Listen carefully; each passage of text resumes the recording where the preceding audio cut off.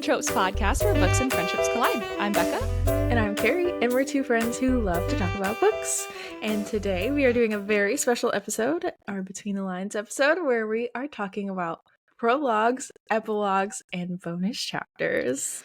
Yes. This stemmed from a conversation, 4 weeks ago? A while ago. A long time ago. In Reckless. That I don't always count the epilogue as part of a book. Mm-hmm. And then we were like, we're going to talk about this because apparently I have some strong opinions. You really do. I don't think I've ever met anyone who feels this strongly about prologues and epilogues. Okay, have you ever talked to anybody as much about prologues and epilogues as you have to me? I thought you were about to say, do you even talk to anyone as much as you talk to me? No. Well, that too. Probably just my husband, and that's it. Oh, that's right. That's true. I don't think I have. So, like Keri said, today we're going to talk about some prologues and epilogues and our frustration about bonus chapters. I think that's a collective frustration. Oh, yeah. Definitely the prologue epilogue is more on you. 100%. And I'm here for it. Okay. Do you just want to jump in? Do it. For our listeners, we have literally no plan. This is rare for us. We have never recorded an episode without some kind of outline. Never, ever. And I am just staring at Keri's beautiful face today. Oh, no. I should have done my hair differently. Give you something new to look at. So we have definitions of a couple things, and that's literally it. Yeah. So, well, anyways, you do. So. Yeah, I do. So I Becca's the only prepared one. Well, I figured it was important. It is. Very smart idea. Go for it. Okay, so let's start with prologue. According to Google, actually according to Grammarly.com, a prologue is a separate introductory section of a literary work that comes before the main narrative. It sets the stage for the story or provides background information about the characters, setting, or events. So, in my mind, Keri, and tell me if this is different for you, but what? I just love prologues. So I'm really excited about this conversation. So, in my mind, a prologue is typically like it's okay, so this says a separate introductory section that comes before the main narrative. In my mind, a prologue needs to be like 5 years before the main story happens. I would agree. Anything sooner than that can be in chapter 1. Or I like when prologues are even a year. It has to be before the actual. It can't be like a future, I think. I don't know. I can't recall a book that I've enjoyed that has like a future prologue. Well, typically prologues aren't in the future. Okay. I feel like epilogues are typically like after the main event happens. Except for in Reckless or Powerless. Right? Because Powerless was about Kai? Or no? That was a bonus chapter. See? Freaking bonus chapters. Okay, I think this may have stemmed from when we covered Divine Rivals, because Divine Rivals and Ruthless Vows both have prologues, I believe. I gave up both my books, so I can't even look. So savage. I have a Kindle. This is a little bit besides the point, but I told Keri this the other day. I got rid of my Divine Rivals book. I had it in hard copy. I bought it when it came out. Kind of. I bought it when it got a little bit more popular. But I had the hard copy version of it, and it was so pretty. But I read Ruthless Vows on my Kindle before I bought the hard copy. And for those of you who don't know, Ruthless Vows was not my favorite. And we have a whole tour de tome about it that we will link in the show notes. It wasn't my favorite book, so I had to, we all have limited space on our bookshelves. There's not an infinite number of books that we can have because our bookshelves are only so big. Or you get more bookshelves. Say that again? Or you can get more bookshelves. Yeah, I think if I got more bookshelves right now, Liam would probably kill me. He already is like, I bought you a Kindle. Why do you buy real books? My husband says the same thing. But anyways, so I was like, okay, I'm if I keep Divine Rivals, I have to get Ruthless Vows. But I really don't want to buy Ruthless Vows. So if I don't buy Ruthless Vows, I'm not going to keep Divine Rivals. So it went out that I got rid of Divine Rivals instead of buying Ruthless Vows. So we saved money. That's true. But anyways, all that to say, Keri, what did you find? I just have Ruthless Vows on my Kindle. So she has the epigraph, the prologue, which is from Enva's POV. Mm-hmm. And then the epilogue, which is the coda, which is also Enva, if I remember correctly. Yes. Or like third person Enva. Mm-hmm. Well, okay, that's a great example. From what I remember, the prologue of Ruthless Vows was in the middle of the story. Like, it was in between the ending of Divine Rivals and the beginning of Ruthless Vows, because I'm pretty sure that's when she's like, I have a key, I need to find a door. I think so. Okay, so to me, that should have not been a prologue. That should have been a chapter 1 different POV. But she didn't. Oh, well, we did get Kit and Iris. Oh my gosh. It's like, what were their names? Lordy. Yeah. But then so engaged in Peyton and Kai. I was like, what was his name? I don't even remember Kit's first name. Roman. I'm bad with names in general, so it's not going good. I don't know. I don't mind prologues. No matter what they're about. Especially when it's like the beginning of a sequel. So like that, we've already been so detached from the story since Divine Rivals that I don't mind being like thrown in somewhere randomly. Interesting. Yeah. Okay, I have the complete opposite thought. I think prologues should not be in the middle of books. Unless, okay, I think, and you've read Akamath at this point. Yes. Have you finished it? Yeah, yes. You finished it. Yeah. So I think at this point, like, I think SJM does her prologues in books very well because I believe it may be ACOWAR, which you haven't read, so I'm not going to give any spoilers. But because the Fae have lived for so long, like, there's stories before Feyre comes into the picture that are relevant for the story that is happening right now. And I think those are good prologues. So like, I don't remember if there's one in Akamath, but definitely in ACOWAR, there's like the prologue talks about the war that happened 500 years ago. Which would be relevant to the story.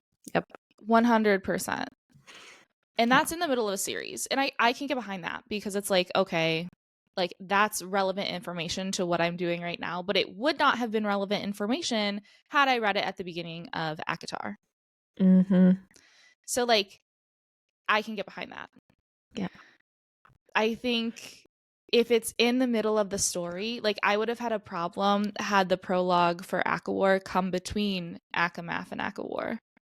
To me, you have a date at the beginning of the chapter, and then you have a date at the beginning of the next chapter, so it like differentiates the two. I like a good heading though, like, okay, this is something I need to know for later on in the book. We read something like that, or I did. It might have been One Dark Window, but it's gonna be our next one. I was like, some fantasy book I just read, and that's the only one I've read beyond Reckless. Okay. I think that one has prologues and epilogues. Now I have to look. Oh no, there's no prologue. I don't know what I'm thinking of then. Okay, or at least in One Dark Window. So let's talk about the prologue for Reckless. What happened then? What was that one?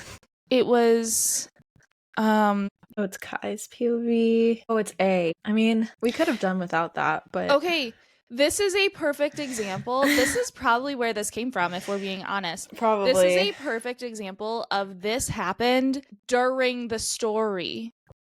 Like, this was Kai and Gale talking the morning that we get the next chapter of Kit telling Kai that he's got to go. And it wasn't too relevant to the story, like later on.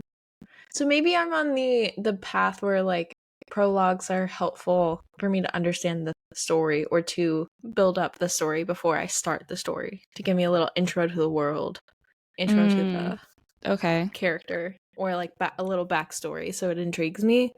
Because there's Heaven. I always forget the name of the Heaven book. Breaker? Yes. I need to remember the names of books I've started. Heaven Breaker, like immediately that prologue got me like hooked. I was like, oh, interesting. I'm intrigued. Okay. But it was like a the story, pre chapter 1. So you're learning a little bit, if I remember right. Okay. No, that's fair. I think that's fair, right? Okay, so prologues, I think we've decided they need to be early. They need to be relevant. And if they're in the middle of the story, if it's a multiple book series and they're in the middle of the story, they need to be relevant. They need to be relevant to the story, but not so much so that I needed to know it 2 books ago. Yeah, I would agree with that. Okay. Those are probably the ones I enjoy the most. But like I said, I don't really mind any prologue. Okay. And you're just like, I love a good prologue. I love, like I said with Heaven Breaker, like I immediately was thrown into the story and I was like, interesting. Okay, is it like earlier? Like, is it? Yeah, it's earlier. Okay. So like you're getting a little background of the world and where the character you're about to meet has been.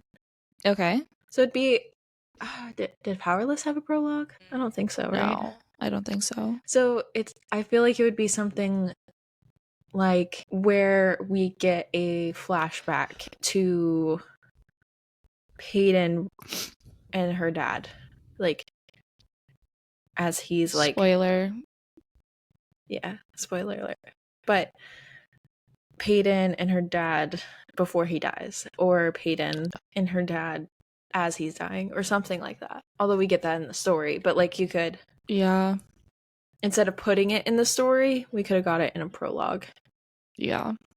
Instead of her just thinking through it like she did, put it in the prologue, and then you're immediately like emotionally attached to the character. Yeah, I think that's a good idea. Oh. That's a perfect example. Lauren Roberts, you're welcome to take my idea. Okay, but epigraphs, I love epigraphs. I love epigraphs, especially Divine Rivals and Ruthless Vows. That was so sweet. Okay, let's read the definition of an epigraph. Do it. An epigraph is a short quote included at the beginning of a piece of writing. It is meant to introduce the reader to a theme, reference, or context. Okay, so Divine Rivals, Ruthless Vows did this. I think Divine Rivals was an Emily Dickinson quote. I don't remember what Ruthless Vows was. Oh my goodness. I keep closing it. But I remember like Divine Rivals was like love endures or something. Like that was like the theme that we got from that epigraph, and that was super sweet. Yeah, Ruthless Vows was Ode to a Nightingale. It's like, was it a vision or a waking dream? Fled is that music, do I wake or sleep? Like, so it's very applicable to the story. Yeah, because of all the dreams and the music, and I like them, especially if they're like secretly pointing me to the story. Mm-hmm. And I love that. I'm like, because then when I go back and reread, because inevitably I will reread something that I've read because I don't remember plots. And so I'm like, oh my gosh, amazing. That's so cool. Forgot about that. But like you catch the little things after. Yeah. We should do that. We should go back. If book has an epigraph, we should go back and read it at the end of the book. Should be a new thing. Okay. Definitely. Okay. What about epilogue? Okay, so epilogue is a literary device used primarily in novels and plays. The definition of an epilogue comes from the Greek word epilogos, which means conclusion word or, quote, word attached to the end. In novels, the epilogue is typically found after the last chapter. In a dramatic play, the epilogue is the final speech. So it's an epilogue, according to boords.com, boords.com. An epilogue is a nifty device that acts as an additional but separate part of your story. How do you feel about that, Becca? Okay, so I think that authors who provide epilogues for characters 1, 2, 5 years in the future are doing the Lord's work. I think authors who include epilogues, as in Lauren Roberts, I am sorry. Kai's last epilogue in Reckless, I don't think should have been an epilogue. You think it should have been a chapter? I think it should have been the last chapter. I don't know if it would have been so heartbreaking. Okay, so here's the thing, and this is where okay, I'm gonna try really hard not to spoil anything from Reckless. If you haven't read Reckless, go back and listen to our coverage because we did amazing. Or if you haven't read Reckless or Powerless, tread carefully. Maybe skip this part. I think I can get through it without spoiling. Just tread lightly, everyone. Yes. Okay, so obviously the last chapter of Reckless ends on a very big cliffhanger. Mm-hmm. Even though you kind of can see it coming throughout the book, it ends on a very big cliffhanger, right? Yep. And the epilogue in Reckless is the emotional processing of one of our two main characters of the big cliffhanger. Here's the thing. I think that this is so hard because I so enjoyed the epilogue for Reckless. Do you like epilogues that wrap up the story? So like at the end of a series. Did Hunger Games or Divergent have that? Like was the end of Divergent was like the worst. So I mean, yeah. I think there was either an epilogue or the last couple chapters were from Thor's point of view. Well, yeah, because spoiler alert, she freaking Tris died. I mean, I couldn't find. So I was Googling to see if Divergent did have an epilogue. I hate that book. The last part of that book. But I saw that online. Is the worst ending to the series. I know. It was such a good series too. I literally stopped at their last night together, like when I reread, and I'm like, oh, what a happy ending. Like nothing's resolved yet, but at least she's alive ending. And they're together because I'm an endless romantic at heart. Oh, that's hilarious. Sorry, go ahead. I was Googling to see if Divergent had an epilogue and I couldn't find it. But there was does though. Yeah, because it's like Peeta and Katniss. Gosh, why am I struggling with names? Yep. It's the two of them, and it's like in the movie they're like in the field. Yeah. Yeah. I love those type of epilogues. Like, give me a little bow on the top. Beautiful. Exactly. I'm not left with questions like in Ruthless Vows. Oh my goodness. Oh, back to Divergent. I saw something about an epilogue, so I'm going to be looking into this later today, that says that For and, oh my gosh. Christina? Yes. There's an epilogue where they have a budding romance. Okay. But that seems like a different book. Okay, so that is something that is... Okay, let's go on our Divergent train here. That is one of my biggest like frustrations about Divergent, about the ending of Allegiant is, sorry, if you haven't read it, spoilers, I will Why haven't you read it yet? Go read it. Go read it. It's a great series as we're sitting here complaining about the ending. Just let us know if you want a happy ending or the real ending, and then we'll tell you where to stop if you want a happy ending. Exactly. But I'll put notes in the or I'll put spoiler notes in the show notes, so Yes. like for timing if you have skipped over it. So take a look at the show notes. Mhm. But um it is so that is one of my biggest frustrations about Divergent.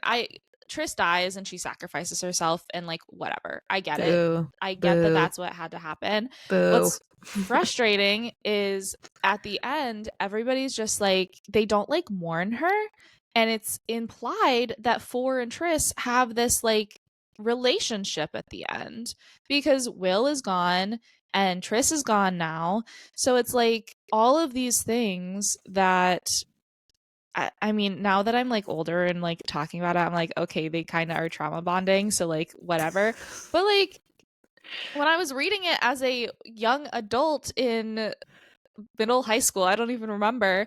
I was like, but Four and Triss, like not Four and Christina, Four and Triss, like that's the Yeah. thing. In the whole book, Christina doesn't like Four until after Triss dies, so it's just like a whole thing.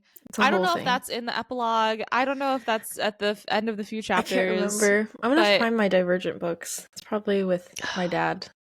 Probably one of the reasons why he wants me to come get my stuff. There's a lot of books in there. I only have the first one, so Oh, they're always on Facebook Marketplace for like $5. yeah, because okay, the books don't Well, suck. They're Legion actually sucks. very good. The ending is the worst. It was one of those, like, we had all just read Hunger Games and we were like, oh, got a sweet happy ending. And then Divergent comes in here and you're like, yay, we're gonna get a happy ending with Four and Triss, and then she like punches you in the face with Triss dying, and I'm like, oh, Yep. why did you do that? I So was sad. traumatized. I was reading in my science class. Like, we had one of those big labs, and so I sat in the back with my friend Katie, and we were both reading. And like, Triss was about to die, and I was like, I cannot read this in science class right now. This is gonna have to, like, literally after class, went in the car and just read. Wow. College classes, you get away with so much more. Just saying. Yeah, but college classes, if you don't pay attention, you miss a lot of stuff. I pass, it's fine.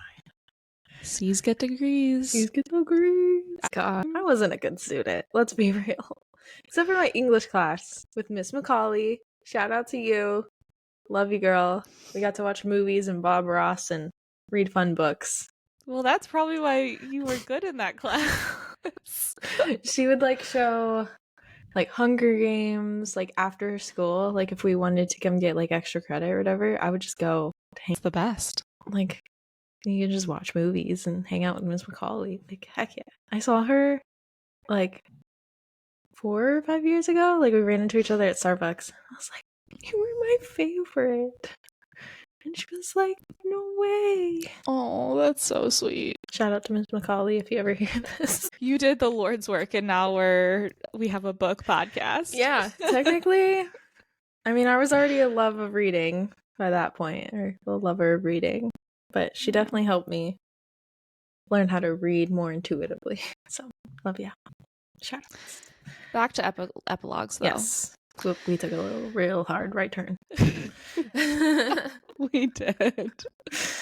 Okay, so epilogues to me, if I don't feel complete at the end of the last chapter, I think that let's use Reckless for an example. I could have done without the epilogue in Reckless. It was a beautiful addition to the story, but I could have done without it, and I think that's a good epilogue. That would have been a good prologue in Fearless. Yes, exactly. Because that would have been, actually, based on what I just said, it wouldn't have been a good one. Well, maybe because it added additional context. Yeah. And then it would remind us of what happened in Reckless at the end without like retelling you what happened. Yeah. And then emotionally destroying us first thing. Perfect. Love that. See, I feel like series epilogues or like depending on where you are in the series, epilogues should be one thing. Like Yeah, like why did we have an epilogue in the middle of a series? Yeah. Like I don't think that's a prologue is fine, like you said, with like telling us like in It's like Act of additional War. context. Like learning about the war 500 years ago that we read about in Akamath and had been hinted about the whole book. Like, Mm-hmm. yes, that's perfect. Give us that. Maybe an epilogue about that. I don't know. Like, but I don't seem to. Obviously, I hadn't thought about it much until you brought it up, so No, that's fair.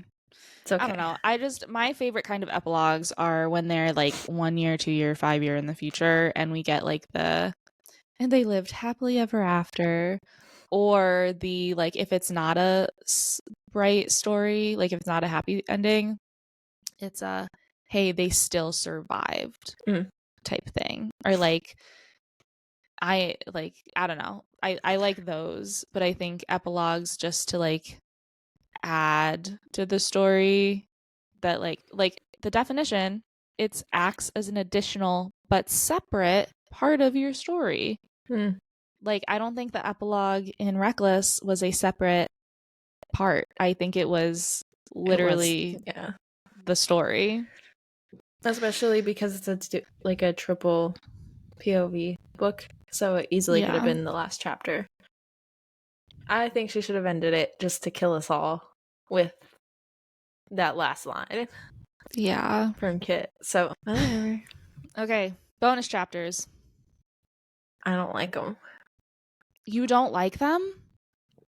I don't like them specifically when authors put them in different forms of the books. So, Okay. like, if you get a bonus chapter on Kindle, but you have to go to like Barnes and Noble and buy a specific book to get a specific bonus chapter, don't do that.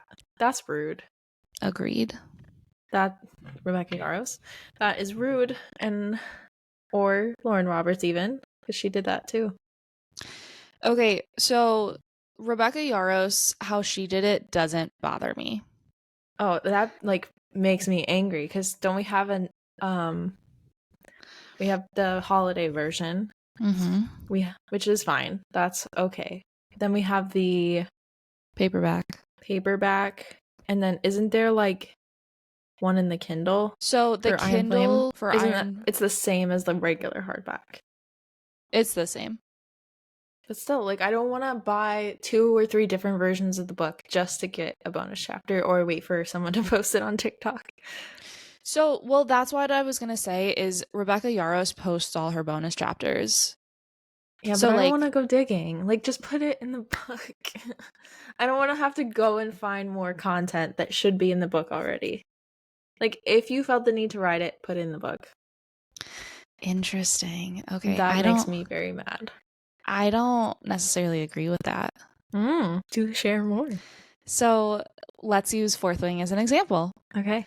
The bonus chapters that we got in Fourth Wing, Mm-hmm. did we get them? We They were got Zayden's POV, right? They were Zayden's POV.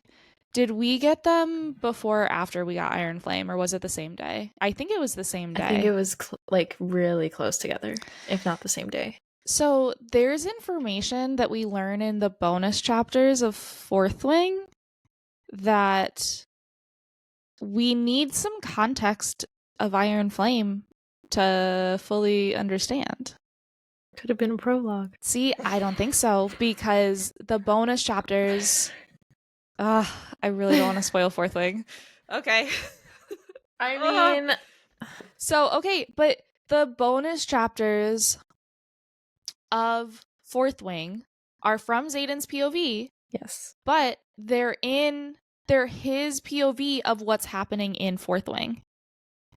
Yes.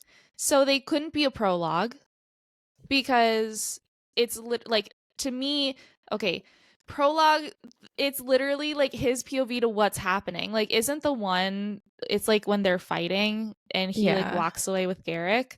Like we learn things in that bonus chapter that like if you did not read Fourth Wing all the way through, that it spoils the end of Fourth Wing. Yes. Which I don't like because what if you didn't want to know that? Like if you're reading the holiday edition with his POV. But they're at the end of the book. Oh, are they? See, I Yeah. didn't get that. I read I read those chapters on TikTok Oh, when somebody no. posted them. So there, you read all of Fourth Wing, and then it's, hey, if you want more bonus content, read further. Oh, okay. And That's then better. you get them at the end, and it's like, this is chapter 16. I don't remember if that's actually it, but this is Xaden's POV at chapter 16, which is Okay. important because we all Yeah. love Xaden. Well, yes. But So, I don't but know. like, I we don't like also it. learn like we could not have gotten that POV in chapter 16 No. because it gives away the ending of Fourth Wing. Yes. I don't know. I'm not a huge fan of bonus chapters, and I'm not a fan of having to find them or buy more copies because inevitably I'm going to want all of them. And I'm not going to, if I reread it and want to reread those bonus chapters, I'm going to have to go find it again. Am I lazy? A little bit. But like, I don't want to. Like, just put it in the, like, I like the holiday edition then, how you described it. Like, that's a lot better. Yeah. So I would probably buy that version just so I could get all the POV. But like, what's the POV in the paperback version? Nobody knows. Just put them all together. Like, I don't want to go like, oh, this one's from the paperback. Did I get all the bonus chapters? Da-da-da-da-da. No. I don't want to go looking. I also think though, like, bonus chapters don't always add to the story. No. Versus, okay, I think an epilogue needs to add to the story. True. But I don't think bonus chapters do. I think that's why they're bonus chapters. I just think it's a ploy to get us to buy different copies of books, and I think that's what makes me like, okay, that's fair, yucky feelings. Like, I don't want to go buy the Barnes & Noble copy and the Kindle version just to read a different bonus chapter in Reckless. Yeah, that was a little frustrating because I think there were 3 bonus chapters or 2. There were definitely 2. I didn't get one in my Kindle version. No, I don't think I did either. But we know there's a Lenny bonus chapter out there somewhere. We know there's I think that's the Barnes & Noble. I think there's a Kai bonus chapter somewhere. I can't remember if it's Kai or Kit, but I think there's those 2. I'm gonna see. And those are in different editions. And that is a little frustrating. I would agree with that. I just don't like it. Let's see. But we also haven't gotten confirmation that Lauren Roberts is going to like post them anywhere. I think that's why I don't mind Rebecca Yarros, because like all you have to do is go on her website and all of her bonus chapters are posted. That's nice. Yeah, because like you can't even buy the exclusive Barnes & Noble edition right now. It's like not, you can ship it, but it's unavailable at my store. So now when I go get groceries later, I can't go read Lenny's bonus chapter. Yeah. See, like, I shouldn't have to go to a store to read it. Like, just put it all together. That could have been the epilogue, depending on what's in that. Anyways, Lauren, we might take away that queen status we gave you last episode. Well, she's the queen of parallels. That's so true. Queen of that banter. May be a little bit different. She is the queen of banter, though, for sure. Yeah, she's good. I don't know. I think there's other banter that I also very much enjoy. Like? Well, I just read a romance book that had very good banter. That's right, you were telling me. Yeah, so I think that was very good. Yeah. But anyways. Okay. Any other thoughts? I don't have any, do you? I don't. Well, I think that's it. Well, yeah. if you're still here, thanks for our listening to our chaotic ramblings about prologues, epilogues, and bonus chapters. Mm-hmm. Please let us know your thoughts. Like, we want to hear what you think, and we'll give you a shout out maybe on one of our episodes. Yeah, for sure. Especially if you have a differing opinion. We'd love to hear all the opinions. Like, let us know. Perspectives. Like, we wanna hear from you. That's the whole reason for this. So exactly. Let us know. So you can find us at TikTok or Instagram at Tomes and Tropes Pod, or just email us at the same username but at gmail.com. Exactly. So I want to hear from you. Thanks all. Stay curious and keep reading. Yeah, bye. Bye.